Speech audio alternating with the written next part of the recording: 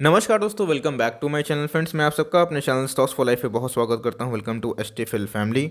Dear family members, आज हमें Nifty में चौंकाने वाली तेजी देखने को मिली थी। दोस्तों मैं चौंकाने वाली बात इसलिए कर रहा हूं बिकॉज आज निफ्टी और बैंक निफ्टी सब भागे और दोस्तों ग्लोबल क्लूज में हमें थोड़ा सपोर्टिंग देखने को मिली। लेकिन निफ्टी में जिस हिसाब से कल के दिन गिरावट हुई थी, 1-1.25% गिरावट देखने को मिली थी, तो लोग क्रैश क्रैश हिला रहे थे। दोस्तों मैंने इस वीडियो पे बना के आपको बता दिया था कि भाई वैसा क्या रीज़न है जिसकी वजह से निफ्टी गिरा, और आपको यहाँ पे उतनी पैनिक नहीं करनी चाहिए। एक लेवल्स होते हैं, उस लेवल के टूटने से ही दोस्तों हमें थोड़ा सा अपना रणनीति चेंज करना पड़ता है, वरना ऐसे डिप्स में हमें ऐड ही करना होता है। आपने देखा था कि कैसे आज बजाज फाइनेंस में एक तेजी है, और कल के दिन दोस्तों मैंने वीडियो बना के बोल दिया था कि ये खरीदने का मौका है, बहुतों ने खरीदा, तो उन सबको शुभकामनाएं और वेल विशेष। आप चाहें तो उसको लॉन्ग टर्म होल्ड कर सकते हैं और ऐसे स्टॉक को अच्छे अच्छे भाव पे खरीदिए। और दोस्तों आप देख सकते हैं कि कल परसों जितने स्टॉक पिटाई हुए थे आज सब रिकवरी कर गए।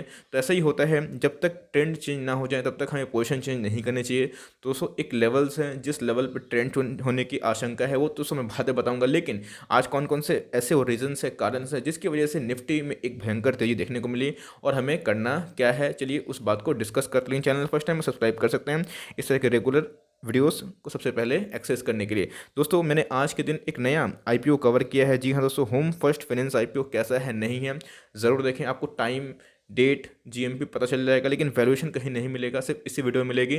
तो इनके वैल्यूएशन थोड़ा ज़रूर देखें अप्लाई करने से पहले। और मेरे को क्या लगता है दोस्तों, तो मैंने अपना इसमें व्यू शेयर कर दिया है। Now without doing any further time, let's begin. सबसे पहले दोस्तों हम लोग की इंडिसेस को देखेंगे, कौन कौन से इंडिसेस में आज क्या क्या तेजी का माहौल बना रहा। आप निफ्टी 50 को देख सकते हैं दोस्तों कि इधर पे 1.5% से भी ऊपर तेजी थी। निफ्टी बैंक में अप्रॉक्स 2% की तेजी थी दोस्तों। आज अच्छा खासा निफ्टी बैंक सपोर्ट किया।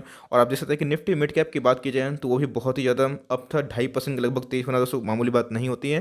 तो इसमें ओवरऑल मोर लेस हमें निफ्टी के जितने भी इंडिसेस हैं सब में एक लाइक तेजी का वातावरण देखने को मिला। इसका मतलब आज दोस्तों हमें निफ्टी में एक काफ़ी उछाल अच्छा सा देखने को मिला, और आपके पोर्टफोलियो में भी उसका रिफ्लेक्शन देखने को मिल रहा होगा। तो भाई ग्लोबल सेंटीमेंट की बात की जाए तो एसजीएक्स निफ्टी की बात करें दोस्तों, जो कि निफ्टी का फ्यूचर्स होता है, तो उधर पे भी आज हमें 2% से ऊपर की तेजी थी। और यही दोस्तों एक लाइक सेंटीमेंट को ट्रिगर करा। कल ही दोस्तों मैंने बता दिया था कि एसजीएक्स निफ्टी एक हमें गैप अप ओपनिंग देखने को मिल सकती है, और दोस्तों गैप अप तो हुई, 100 पॉइंट की ऊपर ही ओपनिंग देखने को मिली, लेकिन क्लोजिंग इतनी ताबड़तोड़ हो गई किसी को नहीं आइडिया था। एनीवेज कैंडल की बात की जाए तो बहुत ही स्ट्रॉन्ग कैंडल बनते हुए देखने को मिल रहा है। डेक्स की बात की जाए जो कि जर्मनी का इंडेक्स है दोस्तों, वो भी हमें हरा दिखाई दे रहा है। सीएसई कनाडा का इंडेक्स है, वो भी दोस्तों हमें फ्लैट से दिखाई पड़ रहा है। और फुटसी जो कि हमारा यूके का इंडेक्स है, वो भी दोस्तों हमें फ्लैट से दिखाई पड़ रहा है। इसका मतलब मोर और लेस नेगेटिव अभी दिखाई नहीं पड़ रहे हैं, पॉजिटिव ही पॉजिटिव है। तो ऐसा क्यों दोस्तों, तो ऐसा कौन सी न्यूज़ आई जिसकी वजह से मार्केट आज थोड़ा सा हरा था। तो गाइस आप देख सकते हैं कि इधर पे किसका क्रेडिट है, मनी कंट्रोल का है दोस्तों। तो मैं आपको सीधा इसको संवाद में बताना चाहता हूँ छोटे में, और सो मेरी क्या स्ट्रेटेजी है वही बताऊंगा कि इधर से अगर मार्केट भागता है तो क्या करना चाहिए, प्रॉफिट बुकिंग एंड ऑल, गिरता है तो क्या करना चाहिए। तो फटाफट सो मार्केट आज भागा क्यों, इस पर थोड़ा सा हमें ध्यान देना है, ये देखना बनता है। तो the Indian market witnessed sharp gains mirroring trends in other Asian markets. Asian stocks rose after data showed China's economy was one of the few to grow in the year 2020।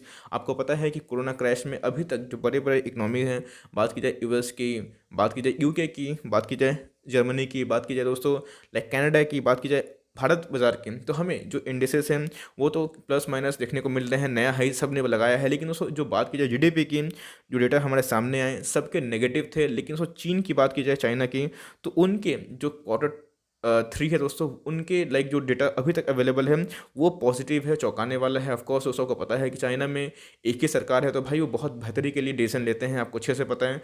और उधर पे हमें एक अच्छा खासा ग्रोथ डेटा देखने की वजह से आज मार्केट में थोड़ी सी पॉजिटिविटी देखने को मिली। और दोस्तों छोटा मोटा इसको मत समझिएगा, बिकॉज चाइना इकोनॉमी ग्रू 2.3%, इस बात का आपको ध्यान रखना चाहिए।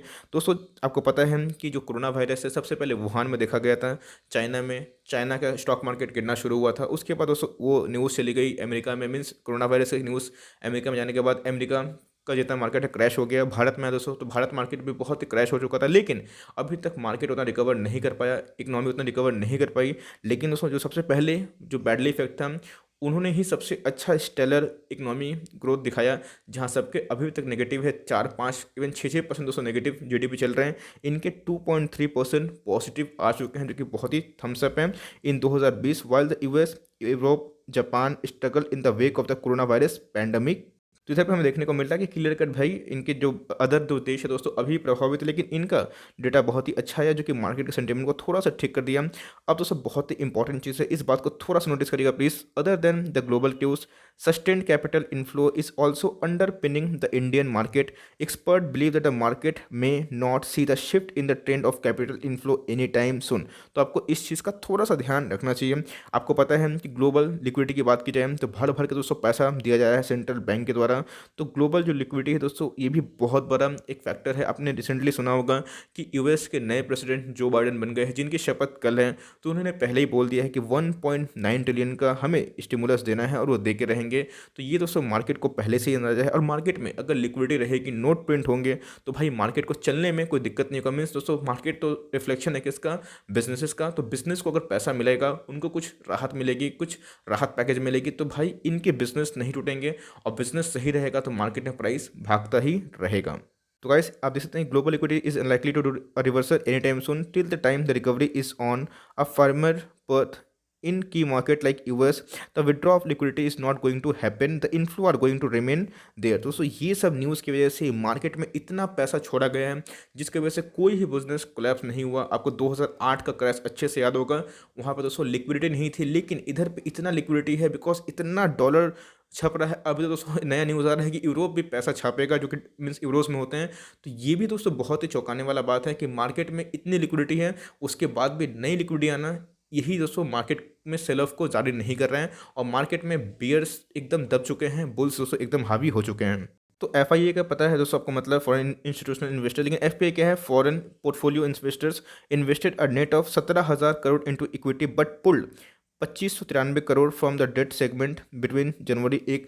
मीन्स डेट सेगमेंट की बात की जाए जहाँ पे एक गारंटी रिटर्न आप अप्रॉक्स प्लस माइनस एज्यूम कर सकते हैं, तो वहाँ पे उन्होंने रिडेम्पशन किया है, बिकवाली करा है, लेकिन इंडियन इक्विटी मार्केट ने पैसा लेके आया है, जो दोस्तों मार्केट के सेंटीमेंट को ट्रिगर अभी भी किया हुआ है।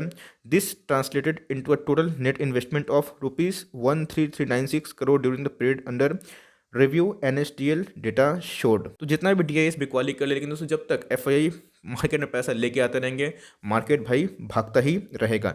इधर पे और भी तो इंपॉर्टेंट फैक्टर्स है, इसको थोड़ा सा देखिएगा दोस्तों। The strong flows are on the account positive wires towards emerging market and amid weakness in the dollar index and because of the strong third quarter earning so फार।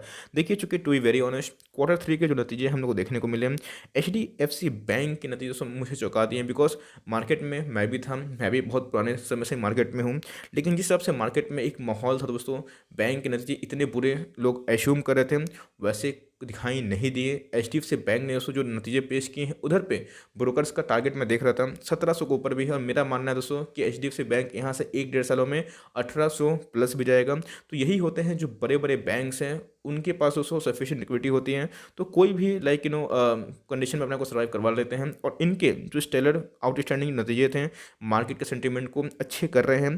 और जितना दोस्तों पैसा कहाँ पे आ रहा है, emerging country like Bangladesh, India, Indonesia, Taiwan, ये सब दोस्तों ये भी बहुत इमर्ज होना बाकी, इसमें ग्रोथ बाकी है, और equity market is all about growth market. तो इधर पे दोस्तों पैसा आना बहुत ही बड़ा एक पॉजिटिव इन्वायरमेंट जनरेट करता है। और भी कुछ फैक्टर्स हैं जहां पर आपको देखना बनता है कि भाई दिसंबर क्वार्टर के अर्निंग भी अच्छे आते हुए सुधरते हुए देखने को मिल गए हैं, और बहुत लोग ऐसा बोल रहे हैं कि अब वो क्रैश की संभावना भूल जाइए, अब एड ऑन डिप्स करिए, बिकॉज मार्केट ने जो ब्रेकआउट दिया है 12,400, वो नया हाई लगा के ही दोस्तों फिर से करेक्शन देगा। यही मार्केट का साइकिल है।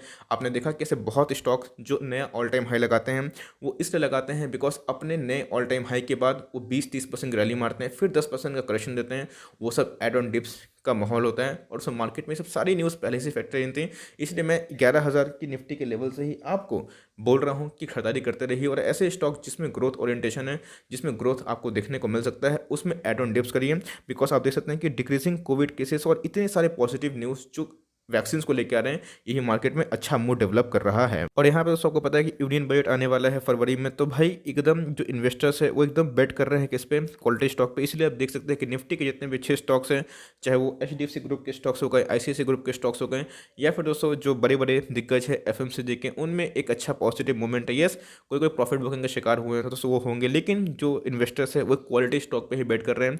और ये देखना बनता है कि बजट कैसे आ रहे हैं, बिकॉज निर्मला सीतारमन जी की बात की जाए तो मार्केट में बहुत उम्मीद है कि बजट अच्छी लाएंगे। तो एनीवेज देखना बनता है, और दोस्तों ये जो एक्सपेक्टेड फोकस है वो कहाँ रह सकता है, इंफ्रास्ट्रक्चर और हेल्थ केयर पे और मैन्युफैक्चरिंग उन पे दोस्तों इनका नज़र रह सकता है। इसलिए देखिएगा लास्ट एंड टुकड़ों में थोड़ी तेजी है दोस्तों, तो रेलवे के स्टॉक्स उतने नहीं चल रहे हैं। बात की जाए आईआरसीटीसी की, तो हो सकता है कि बजट में कुछ अच्छा देखने को मिले। हेल्थ केयर सेगमेंट में काम हो सकता है, तो अगर आपके पास हेल्थ केयर के स्टॉक्स है तो उस पर भी ध्यान रखना चाहिए। मैन्युफैक्चरिंग के जितने भी स्टॉक्स है दोस्तों, जिसका मेक इन इंडिया वाला लाइक जो कॉन्सेप्ट है, लाइक एम्बर, डिक्सॉन, इन सब पे भी दोस्तों भारी नज़र हो सकती है। तो इन सब की वजह से मार्केट में एक ऑप्टिमिज्म है। और आपको पता है कि रिलायंस की बात की जाए तो 22 तारीख को उनके नतीजे आ रहे हैं। तो ये सब दोस्तों बहुत इंपॉर्टेंट रीजंस हैं जो थोड़ा सा मार्केट के मूड को फैक्टर इन करने की कोशिश के बाद थोड़ा सा मार्केट को भगाया। अब दोस्तों जो बात चिंताजनक है उसको बता दूं, उसके बाद चार्ट में क्या कंडीशन इमर्ज हो रहा है उसको भी बताना जरूरी समझता हूं। एक ही पॉइंट दोस्तों बहुत ही वरीसम है, जो कि बात सही है, मैं भी इसे एग्री करता हूं। तो ओवरऑल अगर मार्केट को देखें तो अभी पॉजिटिव दिखाई पड़ रहा है, जो कुछ समय पहले, कुछ महीनों पहले बहुत ही नेगेटिव था। लेकिन दोस्तों कुछ कुछ फैक्टर्स हैं जो दलाली स्टील का मूड को बात की जाए वो थोड़ा सा ख़राब भी कर सकता है। बिकॉज दोस्तों पोस्ट Q3 रिजल्ट ये बहुत ही इंपॉर्टेंट है। बिकॉज मार्केट का जो वैल्यूएशन है पी की बात की जाए तो 38-39 के लगभग दिखाई पड़ रहा है, जो कि अभी तक दोस्तों हिस्टोरिकल पी पे ट्रेड कर रहा है। अभी देखना बनता है कि कब तक सस्टेन करता है। बिकॉज आपको पता है कि अगर अर्निंग सुधरे तो P/E जो होता है फॉर्मूला वो ऑटोमेटिकली प्राइस्ड इन हो जाएगा। तो अगर दोस्तों इधर पे आप देख सकते हैं, if the state realize that the stocks and the market, ये कब की बात हो रही है, Q3 के नतीजे के बाद, सबके Q3 के नंबर्स आ गए, उसके बाद मार्केट जरूर एनालिसिस करने की कोशिश करेगा। मार्केट खुद ही दोस्तों प्राइस ही मार्केट है, मीन्स मार्केट में दोस्तों हम लोग और आप लोग कुछ नहीं है। लेट द मार्केट डिसाइड कि वो कहाँ जाने वाला है। तो मार्केट ये तय करेगा कि उसको ओवर वैल्यूड रहना है या फिर दोस्तों थोड़ा सा करेक्शन का टाइम आ चुका। तो ये हमारे हाथ में नहीं होता है कि मार्केट भाग कर रहा है तो क्या करें, गिर रहा है तो भाई कितना गिरेगा। हमें दोस्तों ये करना होता है कि मार्केट भागे तो करें क्या, गिरे तो करें क्या, वो मैं बताता हूँ। लेकिन बजट दोस्तों बहुत ही इंपॉर्टेंट एक चीज़ है, आपको ध्यान रखना चाहिए। बहुत ऐसे स्मार्ट प्लेयर अब होंगे दोस्तों जो बजट के पहले निकलने की कोशिश करेंगे, तो आपका ध्यान इधर पर रहना चाहिए। Because budget disappoint in terms of levy, fresh taxes, अगर टैक्सेस बढ़ता है, फिजिकल डेफिसिट आपको पता है गवर्नमेंट के पास बढ़ रही है, तो भाई उनको तो बढ़ाना ही पड़ेगा। तो देखना पड़ता है कि भाई इस बार जो हमारे एफएम है वो कैसे नतीजे लेके आते हैं। अगर नतीजे खराब रहे, कंक्लूजन सही नहीं निकला दोस्तों बात की जाए बजट की, तो एक सेल ऑफ देखने को मिल सकता है। लेकिन दोस्तों मुझे लगता है वो भी एक खरीदने का मौका होगा। ऐसा मैं क्यों समझ रहा हूँ बताता हूँ। लेकिन दोस्तों इधर पे एक चीज़ आपको थोड़ा सा अलर्ट मैं कर दूँ, डेट टू जो जीडीपी रेशियो है दोस्तों बहुत ही ज़्यादा खतरनाक हो चुका है। जो भारत भारत की बात की जाए दोस्तों, पूरे विश्व की बात की जाए तो हमें दोस्तों भारत से मतलब है। तो भारत का जो डेट है और उनके अगेंस्ट में जो जीडीपी रेशियो है वो बहुत ही दोस्तों कंसर्न जाहिर कर रहा है। और वॉरेन बफेट की बात की जाए, the greatest legendary Warren Buffett, वो इसको बहुत ही ज़्यादा देखते हैं। तो वो दोस्तों बहुत ही डेंजरस लेवल पे ज़्यादा वो देखने को मिल रहा है।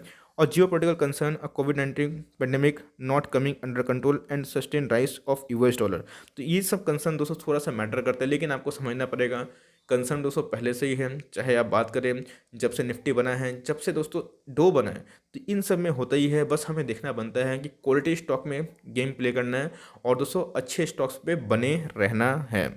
तो मार्केट की बात की जाए दोस्तों, तो कुछ दिन पहले मार्केट में सब हल्ला कर रहा था कि 14,000 भी टूट जाएगा। ऑफ कोर्स देखिए टूटने का कुछ भी टूट सकता है। बिकॉज इधर से आप देखेंगे तो मार्केट डेली भागा है दोस्तों, ये वन डे के चार्ट में कंटिन्यूसली भागा है। इधर पे एक क्रैश आया था, क्रैश बोलना गलत होगा, एक करेक्शन आया था। मैं दोस्तों 5% का करेक्शन तक को अभी नॉर्मल समझ रहा हूँ। जी हाँ दोस्तों, अगर निफ्टी 5% टूटता है तो आपके अच्छे अच्छे स्टॉक्स 10-15% टूट सकते हैं। लेकिन दोस्तों इस बात का ध्यान रखना चाहिए, इंडेक्सेस की बात की जाए या फिर स्टॉक की, तो अगर इंडेक्स 5% भागता है तो स्टॉक 15 से 20% भागते हैं। तो सेम दोस्तों वही होता है कि इंडेक्स 1% है तो आपके स्टॉक 3-4% गिरते हैं।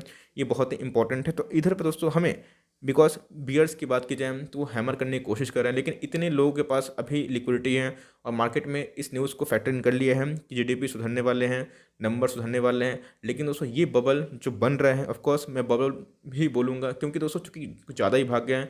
एक करेक्शन जो कि मार्केट क्या हम लोग भी इंतज़ार कर रहे हैं। तो करेक्शन आए या फिर मंदी आए या फिर तेजी आए, हम लोगों को अपना जो अच्छे स्टॉक्स है उधर पे बरकरार रहना है। लेकिन दोस्तों जब तक 13,800 के ऊपर निफ्टी सस्टेन कर रहा है, या रफली मैं बोलूँ 14,000 के ऊपर, तब तक आपको घबराने की बात नहीं आएगी। बिकॉज अगर इतना पॉइंट करेक्शन अगर दोस्तों निफ्टी नहीं देता है तो ऑफकोर्स एक बबल तो क्रिएट होगा, सबको खरीदने और बेचने का मौका मिलना चाहिए। तो इधर पे आज जो कैंडल बने हैं, मोरो बोजो टाइप ऑफ कैंडल बने हैं, इधर पे दोस्तों इधर पे देखिएगा बहुत इंपॉर्टेंट एक सिग्नल हम देखने को मिल रहा है। धीरे धीरे जो हिस्टोग्राम के बार्स हैं वो छोटे छोटे बनने शुरू हो गए हैं। तो हो सकता है हम कि निफ्टी 15,000 को भी छूने की कोशिश करें। लेकिन दोस्तों असल में जो मैं देख रहा हूँ, निफ्टी 15,000 के लेवल को छूने की तब कोशिश करेगा जब निफ्टी 14,700 के ऊपर सस्टेन करेगा। बिकॉज उसके पहले ये बहुत बार वहाँ से रिवर्स मार चुका है।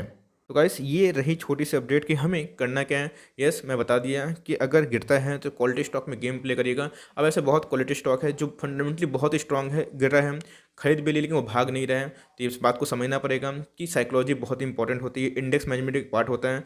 तो आप सही स्टॉक को सही दाम पे खरीदिएगा, लॉन्ग टर्म तक होल्ड करिएगा, आपको ऑफकोर्स मौका मिलेगा। और अगर आपको लगता है कि आपका स्टॉक बहुत ज़्यादा भाग चुका है तो अपना दोस्तों एसएल हमेशा प्ले करिएगा। हो सकता है कि 200 जो ईएमए है वो आपका एसएल हो, या फिर दोस्तों अगर बहुत अच्छे प्रॉफिट में है तो पार्शियल प्रॉफिट बुक कर सकते हैं। अगर आप शॉर्ट टर्म में है, लॉन्ग टर्म में है, जो बहुत दूर का सोचता है निफ्टी को 10-15 साल का, उनको चाहे तो उतना सफलिंग करने की जरूरत नहीं है, उतना टेंशन लेने की जरूरत नहीं है। आपके पास कैश है, आराम से होल्ड करिए, अच्छे अच्छे आईपीओ हैं उनमें पैसा लगाइए। तो ये दोस्तों आउटलुक था जब तक निफ्टी 14,000 के नीचे नहीं आता, 13,800 को नहीं तोड़ता। और लास्ट केस में वर्स्ट केस की बात बोल रहा हूँ 13,500, तो हमें पैनिक नहीं करना चाहिए। 500 1000 पॉइंट दोस्तों अप एंड डाउन चलेगा, लेकिन इन सब में क्वालिटी स्टॉक सस्ते दाम पे मिले तो आपको बस उठाते चलना है। तो कुछ पॉजिटिव न्यूज़ थी, कुछ नेगेटिव न्यूज़ थी। आई होप दोस्तों इस वीडियो का उद्देश्य क्लियर है आपको सिखाने का, और मैं उसमें कामयाब रहा। आई होप ये वीडियो आपको अच्छी लगी होगी। अच्छी लगी तो एक लाइक कर देगा, चैनल फर्स्ट टाइम है दोस्तों सब्सक्राइब करना ना भूले। फर्दर कोई डाउट है उसको ड्रॉप करिए, कोई स्टॉक का रिव्यू चाहिए उसका नाम भी यहाँ से ड्रॉप करिए। I would love to make a video on your demand. तो गाइस मिलते हैं जल्दी ही, तब तक के लिए bye. Thanks for watching friends, God bless you all.